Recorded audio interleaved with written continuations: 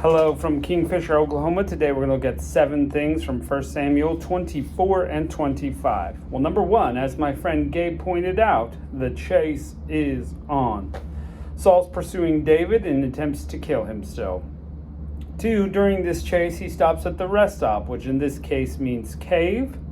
And it just so happens that David and his men are hiding in that same cave that Saul is trying to relieve himself in. So, no coincidence here, I think.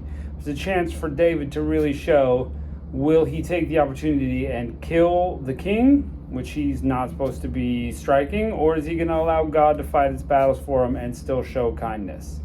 Well, 3, David acts in kindness. He cuts a small bit off of Saul's robe, just sneaks in there and cuts it, but doesn't allow any of his men to strike Saul, though they could. So he shows him that he intends no harm. After Saul leaves the cave, David calls out to him and says, Look, Saul, I've always been kind to you. I'm still wanting to be kind to you. Why do you want me dead? Here's this piece of robe. Saul's, oh my goodness. And sure enough, he realizes that he's been crazy. And so they part ways, but it doesn't really solve the problem. It doesn't solve the problem. So Saul continues on his way, leaving David for the time being. Meanwhile, Samuel, who the book is named after, dies, which is, kind of the pattern in the books that we've been reading. Moses dies in one, Joshua dies in one. Well, here Samuel dies, but this is just a side note. It's the middle of 1 Samuel. 2 Samuel's still coming, and anyway, side note. Samuel dies and was buried. Number 5, in the next chapter, which is 25, David's men are still in the wilderness.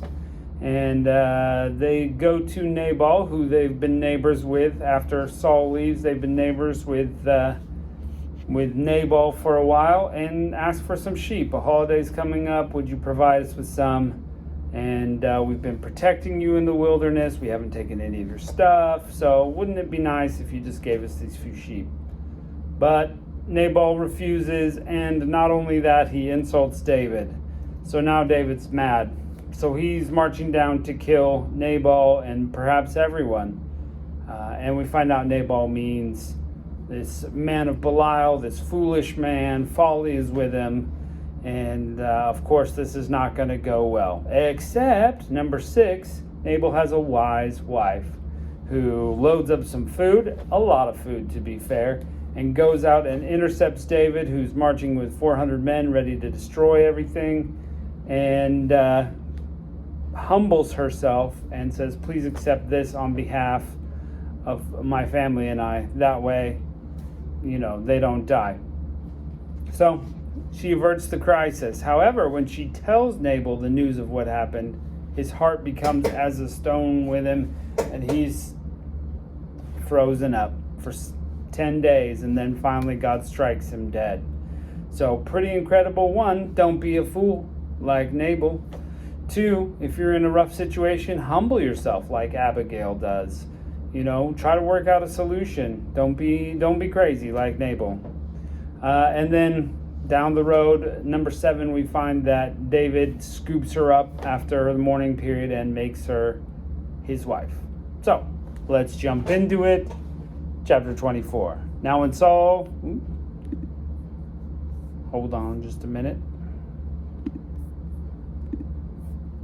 Now it came to pass when Saul returned from following the Philistines that it was told him, saying, Behold, David is in the wilderness of En-Gedi. And Saul took 3,000 chosen men out of all of Israel and went to seek David and his men upon the rocks of the wild goats. And he came to the sheepcotes. By the way, there was a cave, and Saul went in to cover his feet or relieve himself. And David and his men remained in the sides of the cave. Now where the 3,000 men were that are protecting Saul, don't know. Maybe they had a really big circle of protection. The men of David said to him, Behold, the day which the Lord said unto thee, Behold, I will deliver thine enemy into thy hand, that thou mayest do as it will seem good to thee. David arose and cut the skirt of Paul's robe privily, so by secret. And it came to pass that David's heart smote him, because he had cut off Saul's skirt. And he said unto the men, The Lord forbid that I should do this thing to my master, the Lord's anointed, to stretch out my hand against him, seeing that he's the anointed of the Lord. So David stayed his servants with these words, and suffered them not to rise against Saul. But Saul rose up out of the cave and went on his way. David also arose afterwards and went out of the cave and cried after Saul, saying, My lord the king! Saul looked behind him. David stooped with his face to the earth and bowed himself down. Again, humble. Something Americans can take note of, humility. And David said, Saul, wherefore thou hearest the men's words, saying that David seeketh thy hurt? Behold, this day thine eyes have seen how the Lord hath delivered thee today into mine hand in the cave. And some bade me kill thee, but mine eyes spared thee. And I said, I will not put my hand forth against my Lord, for he is the Lord's anointed. Moreover, my father, yea, see the skirt of thy robe in my hand, for I cut off the skirt of thy robe. I killed thee not. Know thou that, and see that there is neither evil nor transgression in my hand, that I have not sinned against thee. Yet thou huntest my soul to take it. The Lord judge between me and thee, and the Lord avenge me. But mine hand shall not be upon thee. As saith in the Proverbs of the ancient, wickedness proceedeth from the wicked, but mine hand shall not be on thee. After whom is the king of Israel come out? Who dost thou pursue? After a dead dog and a flea. Again, humility. The Lord therefore be thy judge, and judge between me and thee, and see and plead my case, and deliver me out of thine hand. And it came to pass that David had made an end of speaking these words unto Saul. And Saul said, Is this thy voice, my son David? And Saul lifted up his voice and wept. And he said to David, Thou art more righteous than I. Thou hast rewarded me good, whereas I have rewarded thee evil. That's true. And thou shew me this day that thou hast dealt well with me. For inasmuch as the Lord had delivered me into thy hand, thou killedst me not. For if a man find his enemy, will he let him go away? Wherefore the Lord reward thee good for what thou hast done to me this day. And now behold, I know well thou shalt surely be king, and that the kingdom of Israel shall be established in thine hand. Swear now before me unto the Lord that thou wilt not cut off my seed after thee, and thou wilt not destroy my name out of my father's house. And David sware unto Saul, and Saul went home, but David and his men gat them up into the hold.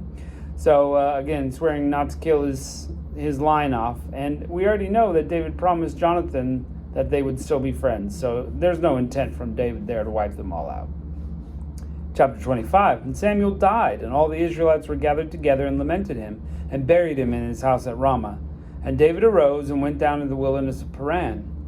And there was a man in Moab whose possessions were in Carmel, and the man was very great. And he had 3,000 sheep and 1,000 goats, and he was shearing his sheep in Carmel. Now the name of the man was Nabal, and the name of his wife Abigail. And she was a woman of good understanding and of beautiful countenance. But the man was churlish and evil in his doing, and he was of the house of Caleb. David heard in the wilderness that Nabal did shear his sheep, and David sent 10 young men. David said to the young men, Get you up to Carmel and go to Nabal, greet him by name. That she shall say to him, Live in prosperity, peace be to thee, peace be to thine house, peace be to all thou hast. And now I heard that thou hast shearers. Now thy shepherds which were with us, we heard them not, neither was there aught missing from them, all the while they were in Carmel. Ask thy young men, and they will show thee. Wherefore let the young man find favor in thine eyes. We come in a good day, I pray thee. Whatever thou comest to thy hand, give to thy servants, and to thy son David. When David's young man came, they spake to Nabal according to all the words of David, and ceased. Nabal answered the servants and said, Who is David? And who is the son of Jesse, that there be many servants nowadays that break away from every man from his master? So he's like, who's this guy? He knows who he is. Obviously, he knows his father's name, Jesse. But he's like, these servants, they're just running away from their master. Should I help them? Shall I break my bread, verse 11, and my water and my flesh that I've killed for my shears, and give it unto men, whom I know not whence they be? David's young men turned away and went again, and came and told all those sayings. David said unto his men, Gird ye every man his sword, and they girded their swords. And David also girded on his sword, and went up after David 400 men, 200 abode with the stuff.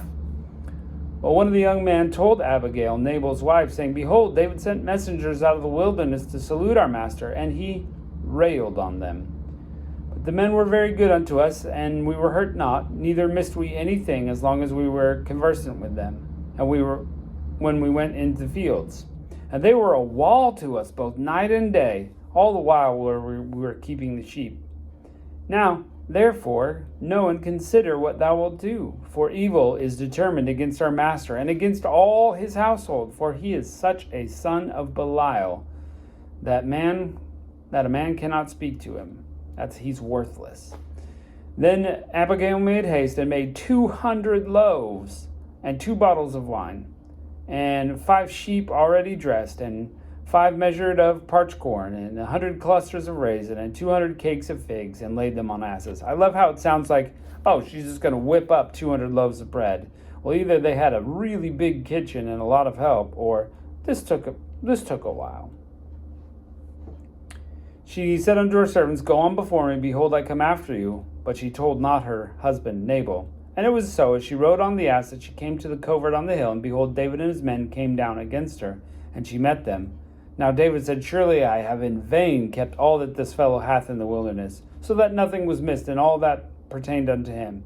And he hath requited me evil for good. So, and more also do God unto the enemies of David, if I leave that pertaining to him by morning light, any that pisseth against the wall. That's the King James for you, right? Any man, basically. And when Abigail saw David, she hasted and lighted off the ass, and fell before David on her face, and bowed herself to the ground, and fell at his feet, and said, Oh, upon me, my lord, let this iniquity be, and let thy handmaid, I pray thee, speak in thine audience, and hear the words of thy handmaid. Let not my lord, I pray thee, regard this man of Belial, even Nabal, for as his name is, so is he. Nabal is his name, and folly is with him. So just be careful what you name your kids. You want to name them something that means something good. It obviously, matches. But I, thine handmaid, saw not the young men of my lord whom thou didst send. Now therefore, my lord, as the Lord liveth, and as thy soul liveth, seeing the Lord hath withholden thee from coming to shed blood, and from avenging thyself with thy own hand, now let thine enemies, and they that seek evil to my lord, be as Nabal. And now this blessing which thine handmaid hath brought to my lord, let it be even given to the young men that follow my lord. I pray thee, forgive my trespass of the handmaid, for the Lord will certainly make my lord a sure house, because my lord fighteth the battles of the Lord, and evil hath not been found with thee all thy days. She knows how to talk nicely. Yet a man is risen to pursue thee, and seek thy soul, but the soul of my lord shall not be bound in the bundle of life with the Lord thy God. And the souls of thine enemies he shall sling out as in the middle of a sling. And it shall come to pass, when the Lord will have done to my lord according to all the good he has spoken concerning thee, and shall have appointed thee ruler over Israel. She believes God will uphold his word, and we know he will. That this shall be no grief unto thee, nor offense of thy heart to my lord, either that thou hast shed blood causeless, or my lord hath avenged himself. But when the Lord shall have dealt with my lord, then remember thine handmaid. So, again, she's saying, look, you don't want this bloodshed to be, when you're king, you don't want to have to think about that you killed your own people. Let this one go. And when you're king, just remember that I stood up here for you. David said to Abigail, Blessed be the Lord God of Israel, which sent thee to me this day, and blessed be thy advice, and blessed be thou, which hast kept me this day from coming to shed blood, and from avenging myself with mine own hand. For in very deed, as the Lord of Israel liveth, which hath kept me from hurting thee, except thou hast hasted to come meet me, surely there would not have been any left unto Nabal by morning light, any that pisseth against the wall. So David receiveth of her hand, and that which she brought for him. And he said unto her, Go up in peace to thine house. See, I have hearkened unto thy voice, and accepted thy person.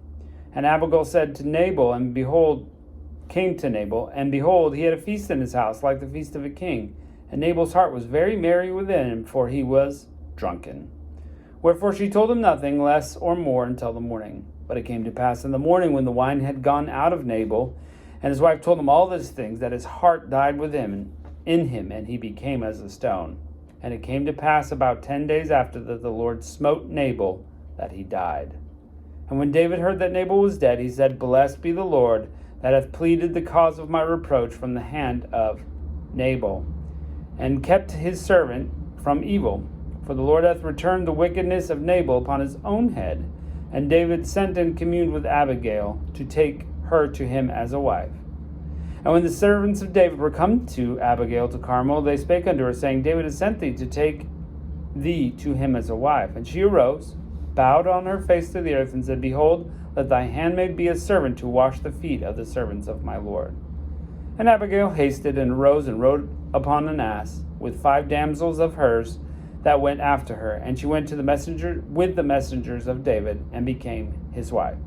David also took Ahinoam of Jezreel, and they were both of them his wives. But Saul had given Michal his daughter, David's wife, to Phalti, the son of Laish, which was in Galim. So, there you go. There's a story of God saving David from some bloodshed, and part of it is that he listened to wisdom. He recognized it when it was in front of him, and that's something we need to do. Of course, the Bible is full of wisdom, so we can take that immediately. And God provides, and though David is not on a path of least resistance, he's got a lot happening, he still knows that God is taking care of him. Well, let's see what else happens, and we'll catch you next time.